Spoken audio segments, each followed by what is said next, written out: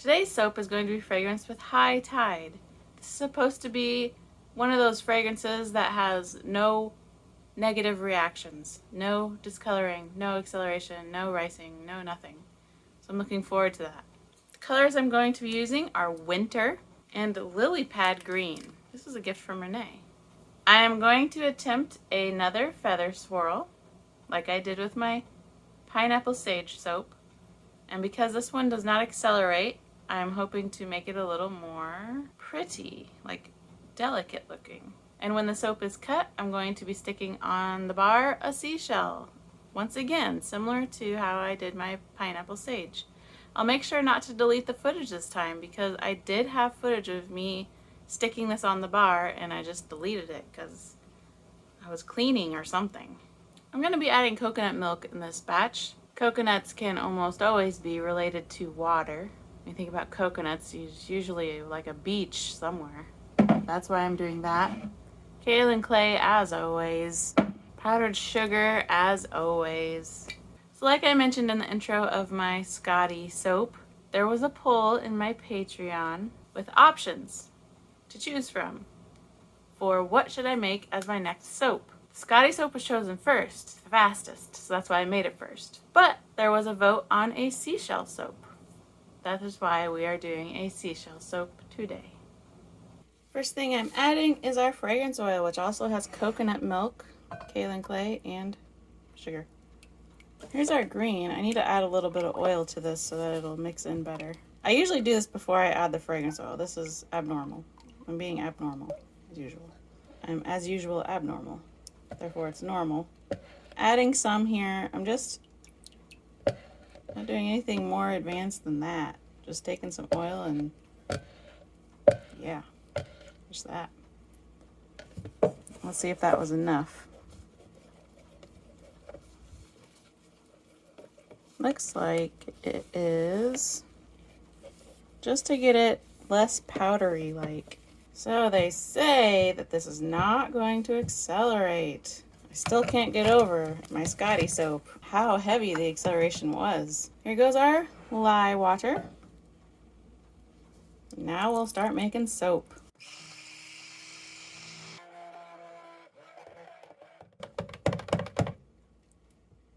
All right, our batter's looking pretty nice. I'm gonna put around half the batter in here. And then I'm gonna use my winter mica. Put a little bit of that in there.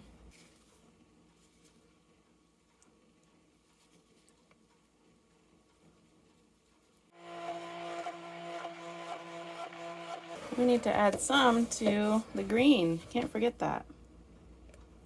A little bit of that one to the green, and a little bit of this one.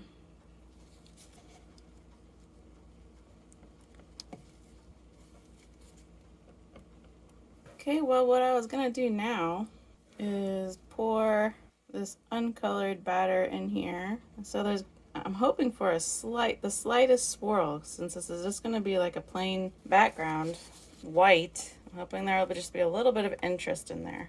So the first thing is a bottom pour here.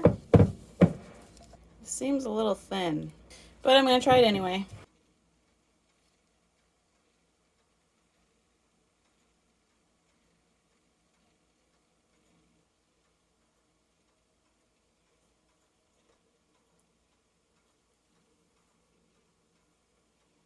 I'm interested in what this design is going to look like, because I'm doing this much too thin. I realize that. Should be interesting.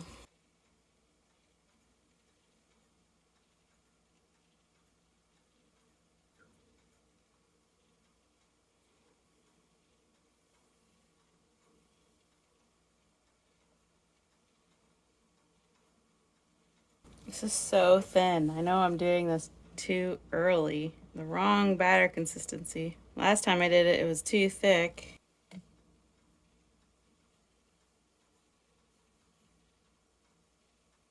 And we had an accident, but it might look really cool.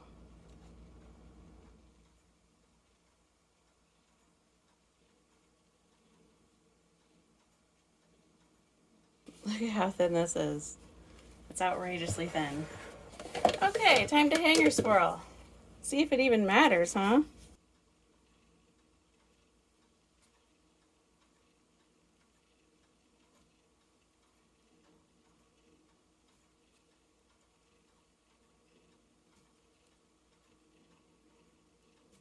Wow, I'm so curious what this is going to look like.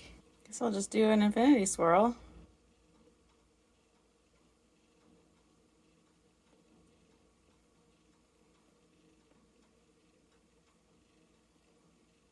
I decided I'm going to add some Dead Sea salt to this soap as well, because this is a water themed soap and it's wanting to sink. I think it's sinking. All right, aren't we curious about what this feather swirl looks like? I have a feeling it doesn't look like a feather swirl. My hypothesis is it looks just like a nice little green swirl in there. That's what I think. Definitely think it will be interesting. By the way, High Tide fragrance oil smells so good. Whoa! These last two soaps I've made. My Scotty soap with Moonflower, that was incredible smelling. And then this High Tide soap. Alright, that came out nice. First, cut that edge off there. Whoa! Check out that feather swirl.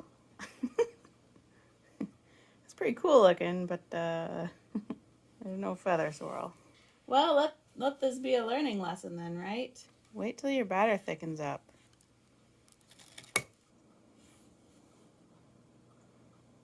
Wow, interesting.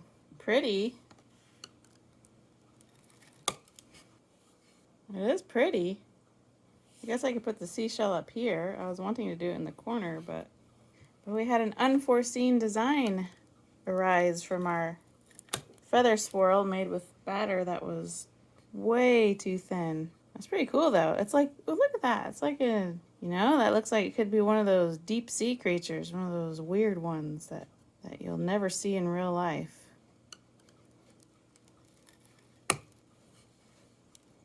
Whoa, you know, I see sea creatures in this. I'm a fan. Definitely is not a feather swirl, but I am a fan of what these turned into.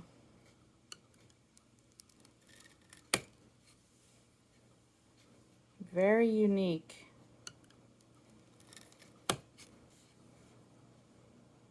Yeah, wow, that's cool.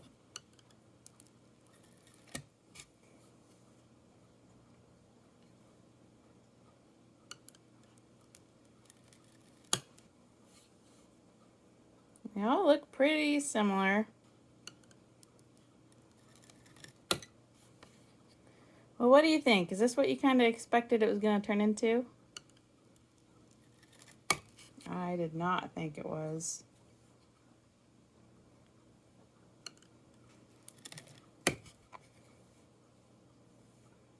All right, and then the rest will be samples.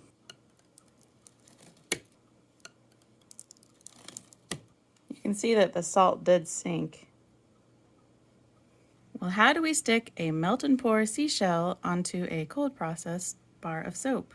Well, before I try to attach it, I first want to clean my corners. If your embed sticking on here is too thick, you might accidentally nick it while you're cleaning the corners later. So we are going to do that right now. And I don't do every single corner. I do the main 4 here, and then I just do the long bottom part. I like to keep this corner and these top corners. I just like it. I think it looks nice. Looks sharp. So now that we have that done, set our bar down here. So I take a needle and I scratch the back of our embed till it's not smooth anymore. And then I add some water. This is just plain water, nothing special. And this is to help create basically a glue out of this soap. And because the back is rough, it is much more likely to grip wherever you're sticking it. I plan to put the seashell right here, so I'm also going to do a little bit of scratching on here. Same reason.